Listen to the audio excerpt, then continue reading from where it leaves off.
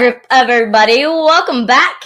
It is episode 22 of the Tom Gronkowski Show, where we talk about Tom Brady and Gronkowski's move from the Beantown to the Bay. The Tom Gronkowski Show, brought to you by Sports Fan Base Network, Rhode Island, for the fans and by the fans. I am your host, Ruth the Truth, and I'm here to bring you the action because our season is continuing along because we are on our way to the Super Bowl. Tampa Bay Buccaneers are going to be the first team in NFL history to play in the Super Bowl in their own stadium. Now, the Raymond James Stadium is going to be hosting Super Bowl 55, February 7th. It's only coming up in 11 days. I hope you guys are ready because history is about to be made regardless of the outcome. Tom Brady has joined a new team alongside his best friend, Rob Gronkowski, and they have been able to transition a franchise into a winning team. We just beat the Green Bay Packers in the NFC Championship game in Green Bay.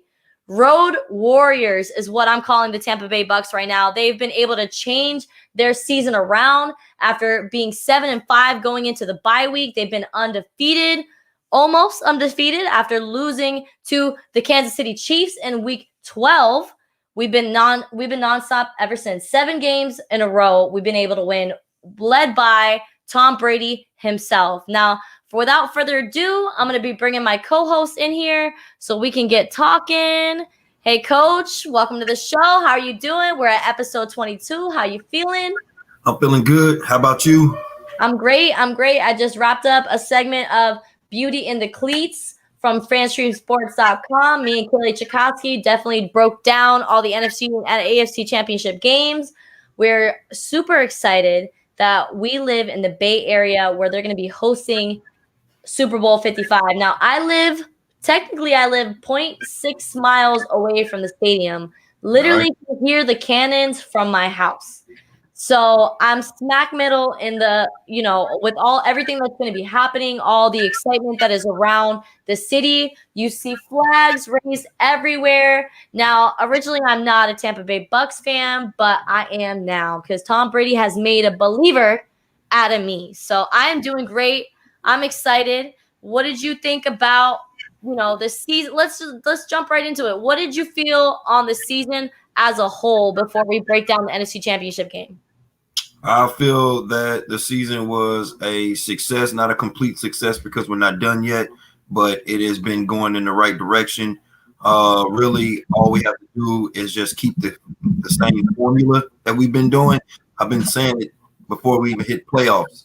If you want to win playoffs, you have to be able to run the ball, play defense, and win on the road. And so far, we've been doing those 3 things. Now, see, that's exactly what I'm a little, apprehensive about is playing the Super Bowl at our home stadium because we haven't had the best record when it comes to playing primetime home games. Now, I know that the Super Bowl is definitely going to be transitioned. I mean, we've already seen it, how they've been able to transition that stadium to more of a neutral stadium, but at the end of the day, that is our home field. Yeah. So we shall see how that works out for the Tampa Bay Buccaneers. Now, the AFC Championship game, the Buffalo Bills let us down. I was really hoping that they were going to be able to upset the Kansas City Chiefs and Patrick Mahomes and be able to face Tom Brady because I thought it was hilarious. Like you're finally on top of your division, right? Number 1 in the AFC, and you finally on top of your division. And then you go to the Super Bowl to face Tom Brady, who's been that, thorn in your side for 20 seasons. That would have been a storyline ending. But as I said in the beginning of the season, now I'm going to find this YouTube video of the Set the Sales Bucks Media podcast that I was on back in early August. No, I want to say it was early September when we made our too soon early predictions of what was going to transpire throughout the season. And I told everybody on that podcast. We had TJ Reeves on there, who was a Bucks reporter. He's a sideline reporter and has been for 20 plus years. I told him, I said, TJ, I know I'm going to sound crazy, but I think the Tampa Bay Bucks are going to be able to go 12-4, and they're going to be facing Kansas City in the Super Bowl. And he said, That's a little, it's a little outstretched. And James Flash Ludeman, everybody laughed at me. They had a whole, episode of this girl don't know what she's talking about. Like, we understand that we're getting Brady, but there's a lot more issues in just the quarterback position where he's not going to be able to, just slide into a new offense and be able to, bring a team, elevate a team to that stature. Who was right? Yeah, because Who was right? This girl right here. Because they've been doing it. He's been doing it. Brady, even though that, not one man can win it for you, but everybody on that team, they believe in him, and he sets them to a higher standard. So they play their ass off for him because they don't want to let him down. They don't want to let him down. So they're going to take the extra mile for him. So really, Brady inspires that team to play great. It's just like the Broncos when Peyton came over. They were so excited that they got Peyton Manning. They don't want to let him down. So, of course, when that first Super Bowl and they got killed, they all had to work it back, and they didn't want to let him down. So, Tom makes a big difference over there. People don't want to let him down. Plus, you got people coming from other teams that wanted to just come over there just so they could be able to play with him. So that's exactly that's exactly my point. Like, when you have somebody as Tom Brady to that stature, who has won 6 Super Bowl rings, who have been in 9 Super Bowl appearances, you have to elevate your game to a certain level to be able to keep up. And I knew that was going to happen. He was going to bring that winning mentality to the Tampa Bay Buccaneers, who haven't been relevant since being in the playoffs when they lost to the Giants January 6th of 2008. They lost miserably to the Giants, and we haven't been relevant since. Now, the last time the Tampa Bay Bucks were in the Super Bowl is the only time they won the Super Bowl with my host for the Martin Gramatica Show, when Martin was the kicker for that team, was the last time they won the Super Bowl or even had a Super Bowl appearance, which was 2002. The specific date of them winning the Super Bowl was January 26, 2003. Yesterday, on Kobe Bryant Day, it made actually 18 years since their Super Bowl win. So it's about time that we're, getting around to the, and it's great that they made that anniversary date a day after Tom Brady won the NFC Championship, and it was set in stone that we're going to be making a Super Bowl appearance for Super Bowl 55. How excited are you that the Bucks are making history? Like, not only has Tom Brady made history by being the GOAT and having 9 Super Bowl appearances and 6 rings where no one can come close. I think the second person to have the most Super Bowl rings is 4 rings, if I'm not mistaken. So, right. Yeah, big difference. How excited are you to see the Bucks in the Super Bowl right now? I'm excited because we've been making this prediction ever since day one. And just like, people have been criticizing you, I've been getting the same criticism. They're like, oh, man, what? They're not going to do this. And you think they're going to be able to? I'm like, man, they got the parts. All they got to do is just mend it together, and then they'll have a whole machine going. And that's exactly what they've been doing. I'm excited to be able to talk about it and be a part of that, because the first time we started this, then that's the first time that they've been back since 2002 doing their thing, and is here at home. They're the first ever team to go to the Super Bowl and be at home, and we've been a part of that since day one this season. Yeah, I'm grateful for that. Shout out to the Sports Fan Base Network Rhode Island family for giving us the opportunity to have this podcast called the Tom Gronkowski Show and letting us be able to talk about their move from the Beantown to the Bay. Now, Tom Brady and Rob Gronkowski reunited after Rob Gronkowski took a year off of retirement, and he came back to play with Tom Brady this season. And it's already been on the record. He's already said it, that he's planning on returning next season, regardless of the outcome of the Super Bowl. Now, would you say that it's probably fair to maybe kind of make a predicament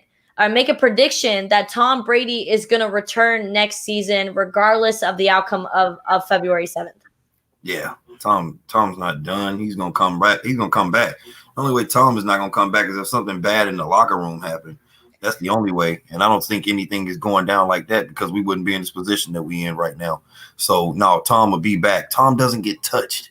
He still, his body is still functioning. He's not, he honestly, And there was another NFL player that had said it. I saw it on NFL Network. He had said the same thing. He see Tom playing until the age of 45. And that's what he's been on the record saying, that he wanted to play professional football at that level until he's 45. And when Tom Brady says something, you have to listen, because this man has been able to back up everything he says. Now, we are going to take a quick commercial break, but thank you to all the viewers out there that are checking the Tom Gronkowski Show. We are on episode 22. We've been making a lot of magic happen this season, and we are going to take a quick commercial break with Title Town Throwdown.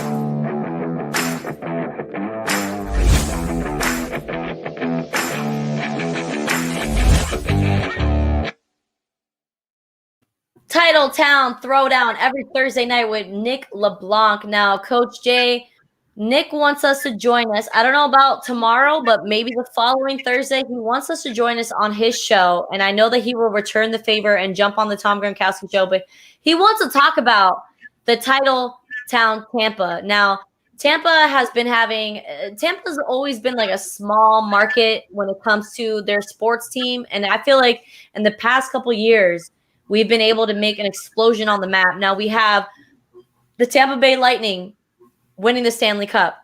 We have the Tampa Bay Rays that are making some noise and made it to the World Series and were crowned the ACL champions of their division. And then we have the Roadies as well, that small league team that has been making a lot of noise in their league as well. And now we have the Tampa Bay Buccaneers being relevant once more. Now they went 7-9 last year, 7-9, held by at the helms of Jameis Winston, and they've really been able to turn things around this season. What do you think has been the key components of them making a difference this season, besides the addition of Tom Brady? Because of course I know that you're going to jump on that, but outside of Tom Brady, what has been the difference maker this season? Besides Tom Brady, it's just been a different vision, honestly. I mean, yeah, he's there, but it's just been a different vision. It's been a winning attitude. Like, we're not about to sit here and just be comfortable with losing, and we're not about to be that team to just sit there and just talk about it. We're gonna actually walk the walk and get it done. They have been straight. It's been straight pure focusedness that's been going on that team. That team is also they're hungry. They're hungry, and when you got a team that's hungry, it's pretty hard to stop them because they coming for it. So even if now I think Tom is a major part in that because, like I said earlier, he inspires the team, he gives them hope. But you got guys just coming from all over the league just so they can be able to be a part of history and play with an icon, basically. And I don't see nobody slowing them down. They're rolling right now, and they're rolling tough. And I don't see nobody getting in the way. If they do, they're gonna get ran over. Ran over or ran through, one or the other. Now let's break down this NFC Championship game a little bit. We went to the frozen tundra to face Green Bay, Aaron Rodgers, who is said to be the league MVP. And we were able to shut them down in the frozen tundra, 31-26. What was your biggest take from that Green Bay Packers game? What did you see that you thought that they're going to carry on to the next game, which is Super Bowl 55? Everything was clicking. Even the defense, they had me a little worried when the one cornerback got burned on the play. But Carlton Davis. Yeah, but overall, I wasn't nervous.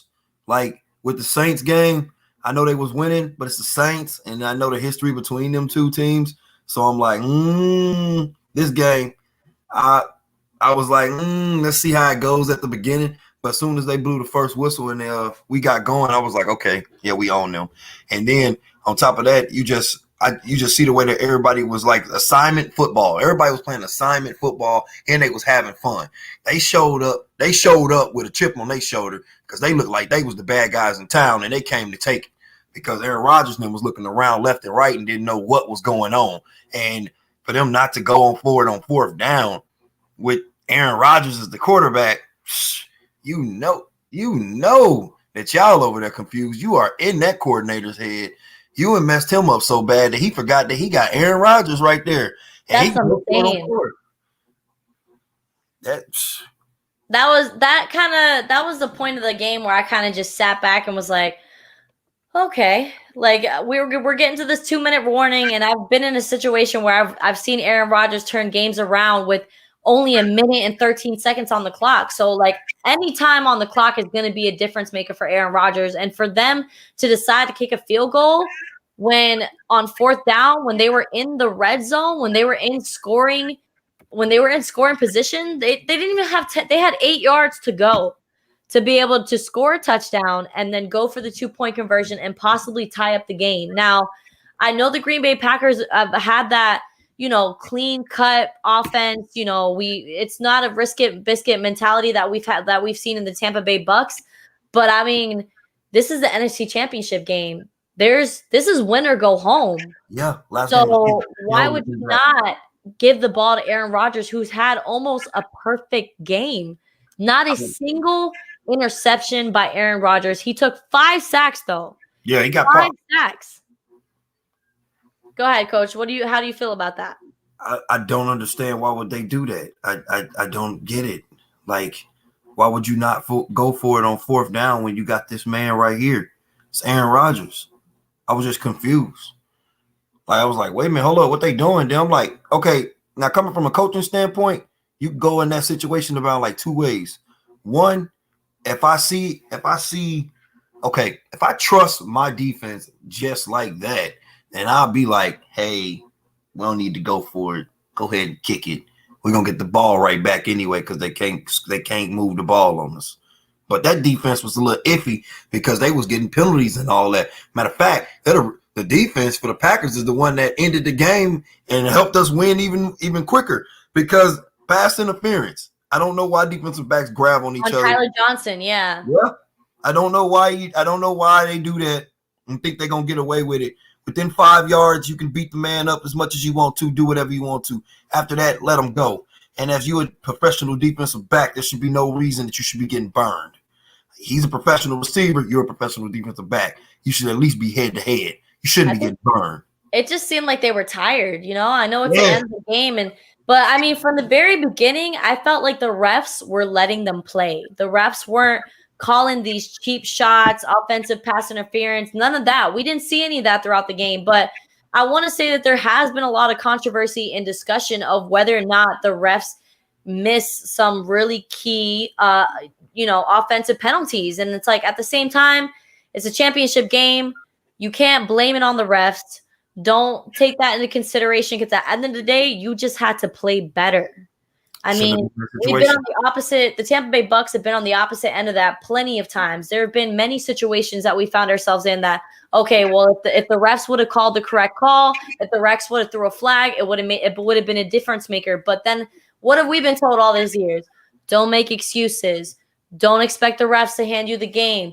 Don't expect the refs to hand you anything. You have to go out there and earn the win. And I really feel like the Green Bay Packers had an opportunity to at least tie up the game, and they just were they not in it? Were they not hungry? Was Matt LaFleur just not believing in his offense? What do you think transpired towards the end of that game that they decided to go for the field goal and not let Aaron Rodgers take control?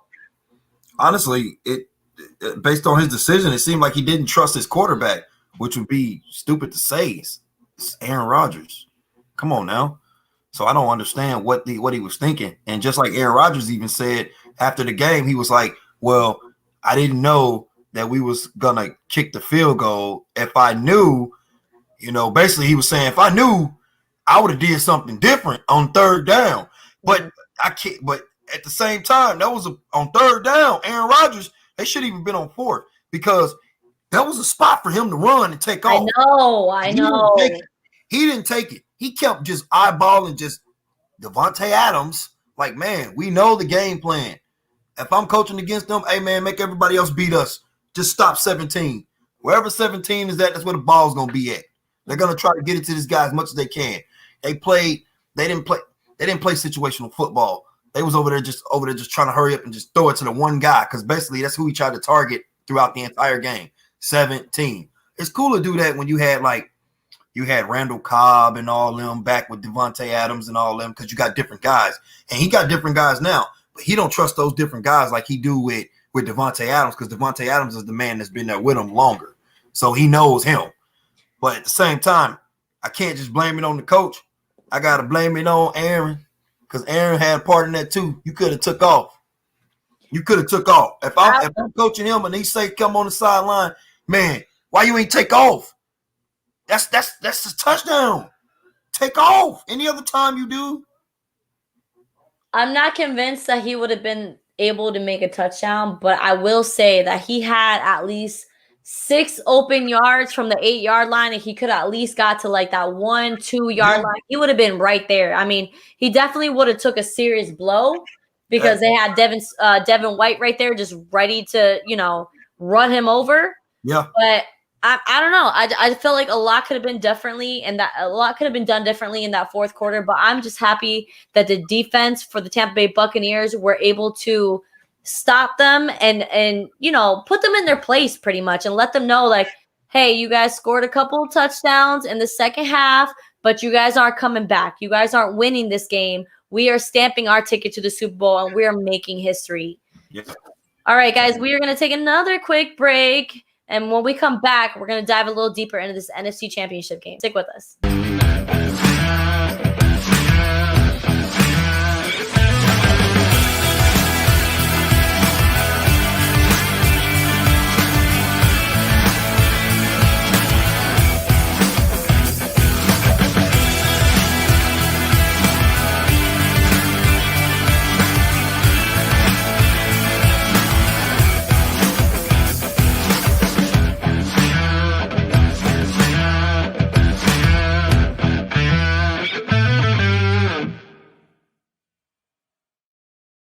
The MMA Total Podcast. Now, Coach, or did you watch that Conor McGregor fight over the weekend? I didn't get a chance to watch it when it happened, but I saw some highlights. Couldn't believe it. Second round knockout. Boy, you should have stayed your ass in retirement, man. But you know what?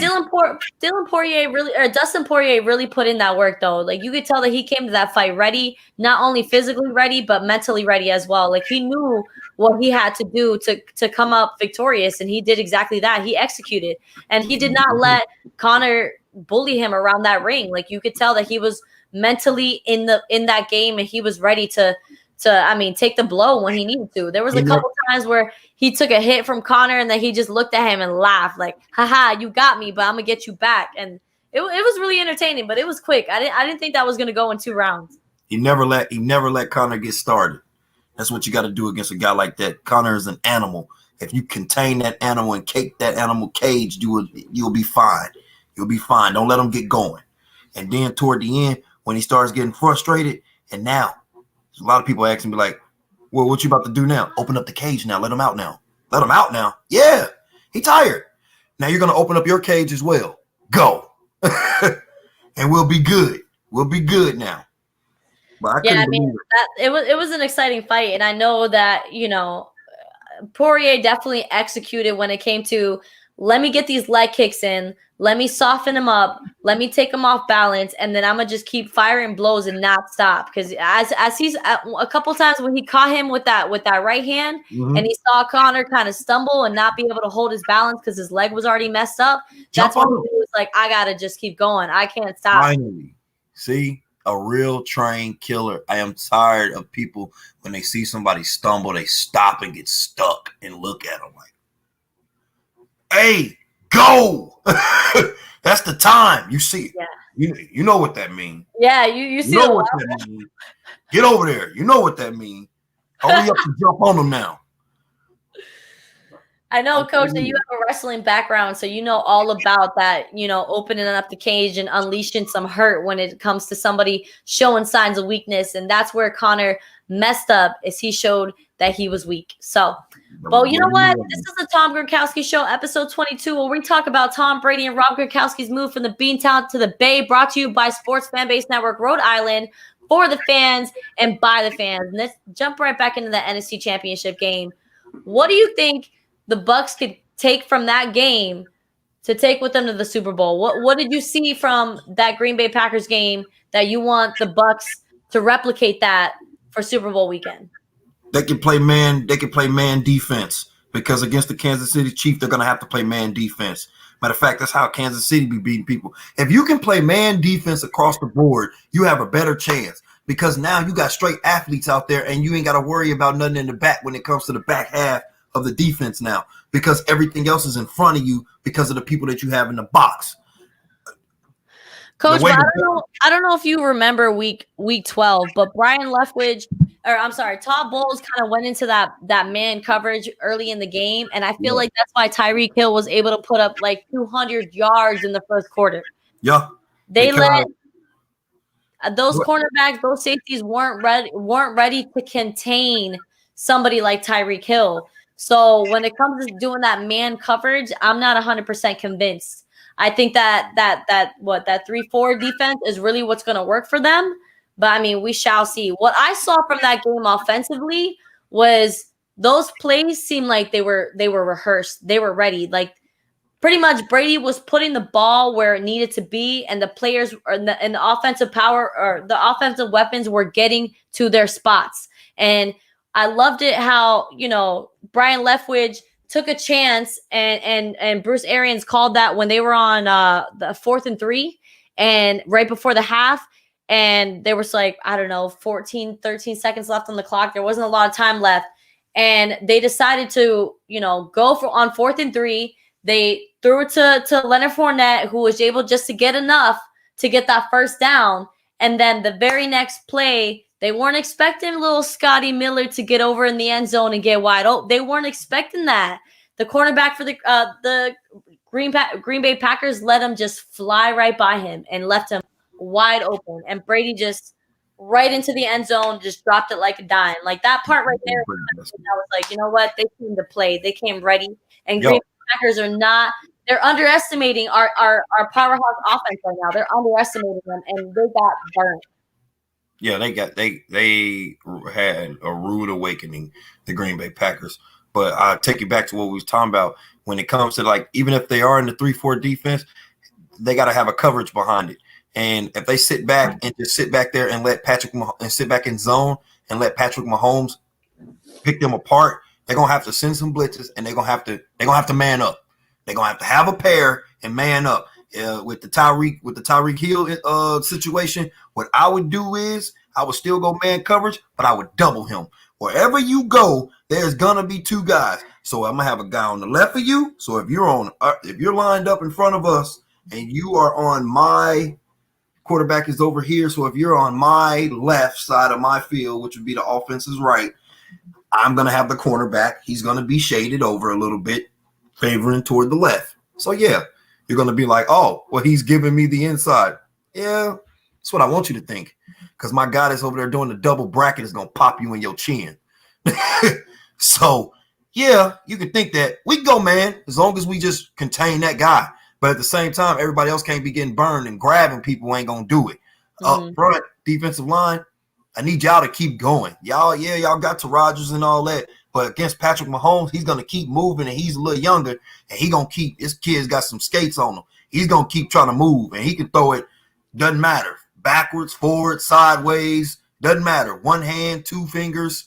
It doesn't matter. His thumb. He's gonna throw it however he can get it there. So with that being said, defensive line, I need y'all when y'all go up there, because I be seeing it a lot. Y'all be getting back there, but then I got some guys that don't get back there. Then they just start titty fighting with the offensive line, just standing there. Just what are we doing? We're just sitting here, just looking at each other, admiring each other. Oh man, it's a great game we're playing. No, go get the quarterback. Get to him. You take 2-3 steps and then you stop. Oh, I ain't gonna get there. You don't know that. And with Patrick Mahomes, he extends the play. So if you keep going, he might fall right into your lap. Yep. If you just keep going, but don't stop. And I hate when linemen act like they're linebackers. Why are you you in touch the offensive lineman, engage? You did a couple moves to try to get back. Now you just titty fighting with him. Now you stuck, and now you looking, trying to drop back into coverage. Why? Go get the guy. That's your job. We have backers back there to do that. You are the line. Go forward. You're supposed to own the line of scrimmage. And if the Bucs defensive line can own the line of scrimmage against the Kansas City Chiefs, they should be fine. They just have to own the city. It's going to start up front. Offensive line, I'm not really worried about them because they know their assignment. They know what they have to do, which is protect the little sister, and they've been protecting the little sister very, very well. So they know what they got to do. They know in order for them to win this game, they got to keep playing their major key part. Defense and the rest of everybody else got to step up. Special teams, it's going to come down to y'all. Y'all need to have a trick play in y'all back pocket or something because this is the Super Bowl. Last game of the season, can't hold anything back. I'm pulling out everything. Swinging gate, all that. I got to let you know. Second half, first play of the game, I'm doing a trick play because I already showed you who I was during the first half, this, and this. And really, what I've been noticing is the Bucs them is kind of like I could tell that Tom them has been over there giving them a little insight. Because the Bucs them, they play a little bit like the Patriots now on offense. They run the ball, they throw the passes that they have to, then they catch you slipping, then they throw it over the top, or they'll catch you out of nowhere like against the Packers when it was at the third down or something like that. He had launched it deep. Nobody expected that, and they caught it. With the guy that he can go deep all day. But let's not go trigger happy. Let's not get trigger happy. Let's keep the people guessing at the same time. So with that being said, everybody else, all we got to do is just do our part. You come in, do your part, communicate, have fun. Nobody's going to mess with us. Period.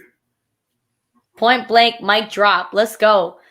Guys, we're going to show you a little video of some action that we saw in the first Green Bay Packers game that we saw the first connection of Rob Gronkowski and Tom Brady. Check this out. Touchdown. That's a whole different feel going in at halftime. Brady lofts it. Gronkowski. He's got it for the touchdown.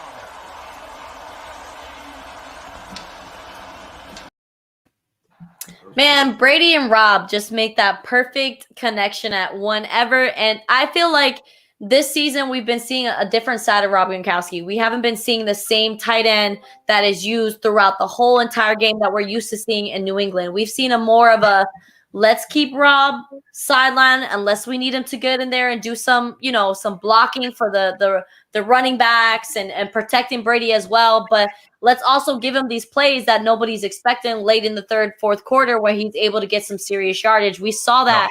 He had one run against the Green Bay Packers, but it was efficient and it was when we really needed it. It was when we really needed to kind of rejuvenate our offense throughout that game. What did you take? What have you been able to take away from Rob Gronkowski's play?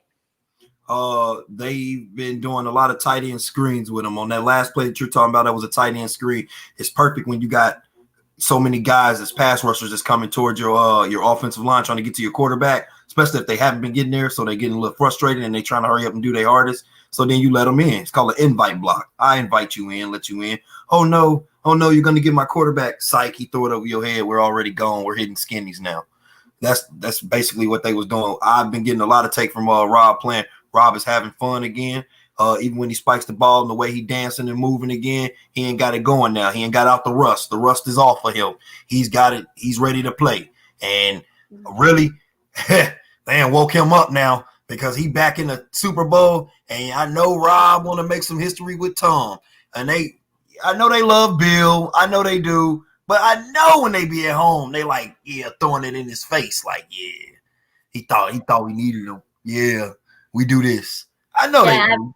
I've seen a couple beams of what their possible reaction to Bill Belichick and having such an unsuccessful season with the New England Patriots and Cam Newton. I mean, they got to do some serious rebuilding, and it's gonna depend on a lot of those people that opted out. I mean, they had 9 starters that decided to opt out for this new season coming up because they were really uncertain with the whole COVID pandemic. And I have to give props to the NFL to being able to complete a season under this pandemic and under the scrutiny the whole world has been feeling right now. And I just want to take a minute to say, Roger Goodell, for you to take 7,500 tickets and drop them off at the Sarasota Memorial Hospital and let these front of the house workers have the opportunity to come to the Super Bowl, that's amazing. But at the same time, who's going to be at the hospital taking care of these 6 people if we have 7,500 of these memorial workers coming to the Super Bowl? But that's near here or there. We're going to take a quick commercial break before we dive into some more Tampa Bay talk.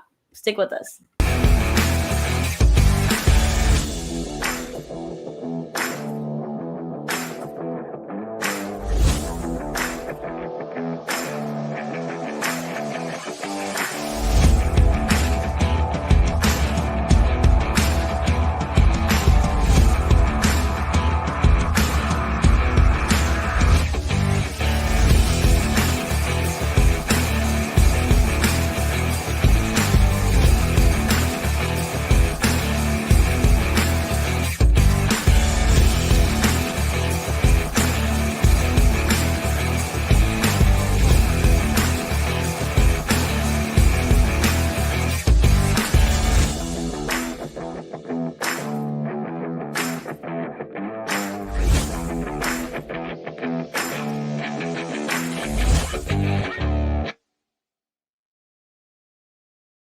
Unapologetic, another new podcast on the Sports Fan Base Network, Rhode Island. Now, we've gone from 4 podcasts to now 20 podcasts, when there's going to be an additional one joining us next week. It's Jake Ronkhalt, my friend from the Turning Point podcast, is going to be joining our network with a new show every Friday night. I'm very excited about that, but we're a really big growing network. We started small, and now we're like up here. We have almost 21 different shows going on the Sports Fan Base Network, sfbnri.com. Make sure to check us out on everything that we have going on.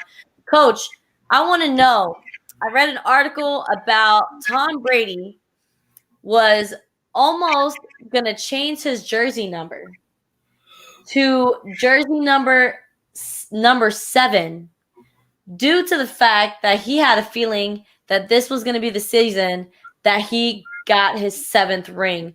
What do you take from that? That somebody is really going to change their jersey number after all these years because he set high expectations for himself?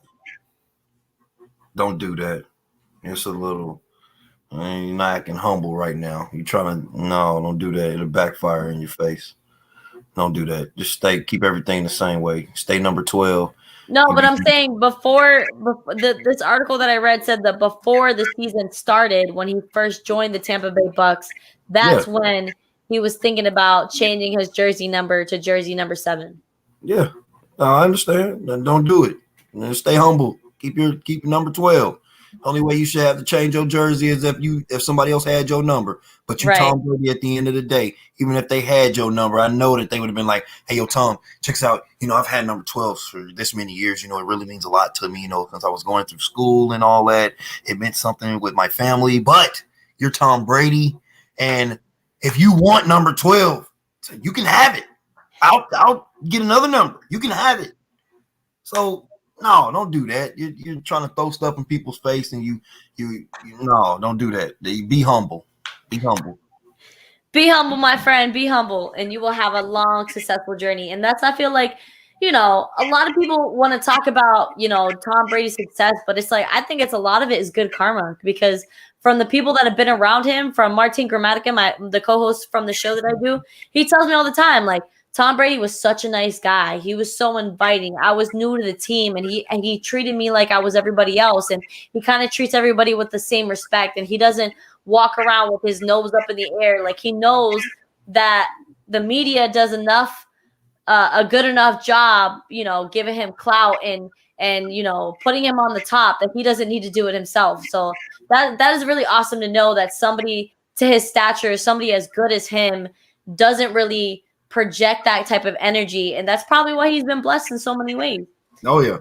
Do you have any expectations for how the Tampa Bay Bucks should be handling these next 2 weeks leading up to Super Bowl 55? What do they need to be doing Whatever Tom tell him to do. Whatever Tom tell him to do. Because Tom and Rob and them know the routine because they've been doing this for years. So they need to just follow their lead. This is what we're doing on Monday. This is what we do Tuesday. This is what we do Wednesday. This is what we do Thursday. Fellas, make sure you're in the room at this time. Oh, man, but we at home. No, we're technically not. Don't get it twisted. It's the Super Bowl. Trying to get a ring. We ain't got time to be playing with nobody.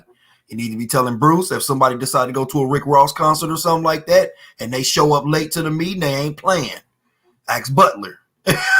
We ain't got time to be playing around with nobody. This is the Super Bowl. If you can't put your stuff aside and don't be selfish for at least just give me 2 weeks. Really, just give me 1 week because the next week it's game time.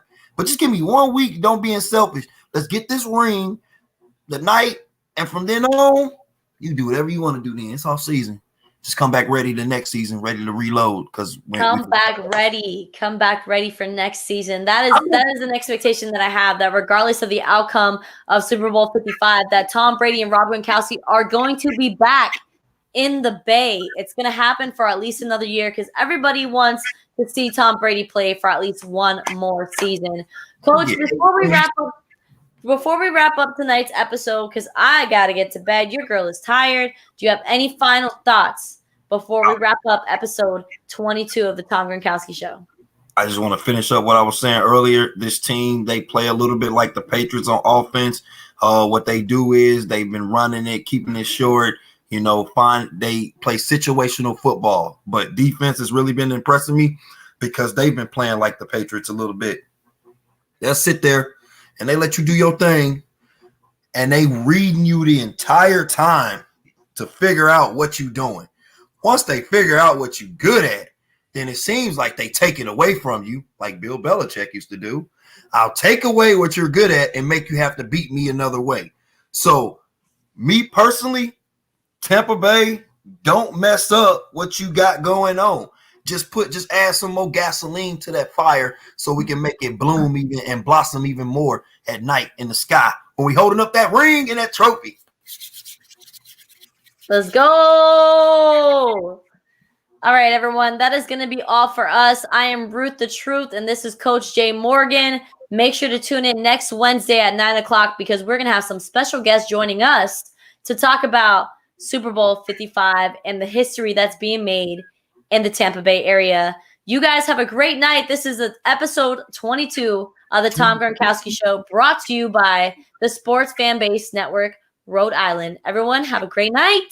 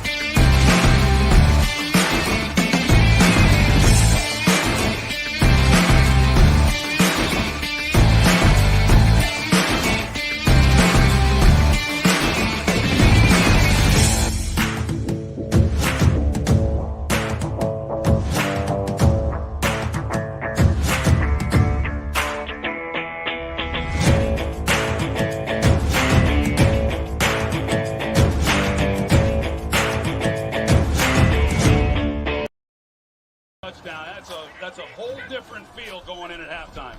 Brady lofts it. Gronkowski. He's got it for the touchdown.